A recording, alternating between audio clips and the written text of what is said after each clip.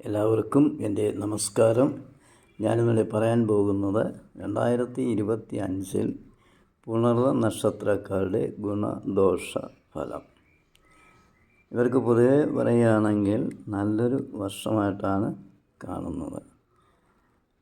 പലതരത്തിലുള്ള ഗുണങ്ങളൊക്കെ ഉണ്ടാകാനുള്ള സാധ്യതയുണ്ട്. ആ മുടങ്ങിക്കിടന്ന കാര്യങ്ങളൊക്കെ മാറി നല്ല രീതിയിൽ വരാനുള്ളൊരു വർഷം കൂടിയാണ് 2025. ജോലിക്ക് ശ്രമിക്കുന്നവർക്ക് ജോലി കിട്ടുവാനും വിവാഹം നടക്കുവാനും പുതിയ വീട് വാങ്ങുവാനും വാഹനങ്ങൾ വാങ്ങുവാനൊക്കെ പറ്റിയൊരു വർഷമാണ് 2025. പഠിക്കുന്ന കുട്ടികൾക്കൊക്കെ വളരെ നല്ലതാണ്. കലാകാരന്മാർക്കൊക്കെ നല്ലതാണ്. പലതരത്തിലുള്ള കലാകാരങ്ങൾ പരിപാടി പങ്കെടുക്കുന്നവർക്കൊക്കെ വളരെ നല്ലൊരു വർഷമാണ്. സമ്മാനങ്ങളൊക്കെ കിട്ടാനുള്ള സാധ്യത കാണുന്നുണ്ട്. പിന്നീട് ഇവർക്ക് ചില സന്ദർഭങ്ങളിൽ ചില ദോഷങ്ങളൊക്കെ ഉണ്ടാകാനുള്ള സാധ്യത കാണുന്നുണ്ട്.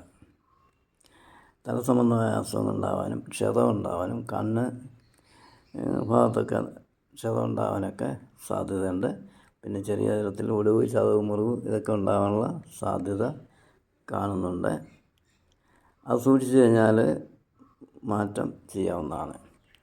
പിന്നെ ഭാഗ്യം ഉണ്ടാവാനും മറ്റുള്ള തരത്തിലുള്ള ഗുണങ്ങളൊക്കെ വന്ന് കൊണ്ടിരിക്കുന്ന ഒരു വർഷമാണ് പുണർദ നക്ഷത്രക്കാർക്ക്. പൊതുവെ പറയുകയാണെങ്കിൽ വളരെ നല്ലതാണ്. പരിഹാരം, ദോഷപരിഹാരം. ചില സന്ദർഭങ്ങളിൽ ഇവർക്ക് ചില ദോഷങ്ങളൊക്കെ ഉണ്ടാകാനുള്ള സാധ്യത കാണുന്നുണ്ട്. അപ്പോൾ ആ ദോഷം മാറാനുള്ള പരിഹാരമായിട്ട് വ്യാഴാഴ്ച ദിവസങ്ങളിൽ നവഗ്രഹം ഉള്ള ക്ഷേത്രങ്ങളിൽ പോയി വ്യാഴനെ പ്രീതിപ്പെടുത്തുക, പ്രദക്ഷിണം ചെയ്യുക, നമസ്കരിക്കുക, മന്ത്രങ്ങൾ ജപിക്കുക. വ്യാഴാഴ്ച ദിനങ്ങളിൽ ചെയ്തു കഴിഞ്ഞാൽ ഈ പറയുന്ന തരത്തിലുള്ള അപകടങ്ങളൊക്കെ മാറുന്നതാണ്. അപകടങ്ങൾ ഇല്ലാത്ത പൂർണ്ണ നക്ഷത്രക്കാരുണ്ട്. അവർക്ക് ദോഷങ്ങളൊന്നും കാണുന്നില്ല. എങ്കിൽ തന്നെ വ്യാഴാഴ്ച ദിവസങ്ങളിൽ നവഗ്രഹമുള്ള ക്ഷേത്രത്തിൽ പോയി വ്യാഴനെ തൃപ്തിപ്പെടുത്തി കഴിഞ്ഞാൽ വരുന്ന ദോഷങ്ങളൊക്കെ മാറുന്നതാണ്.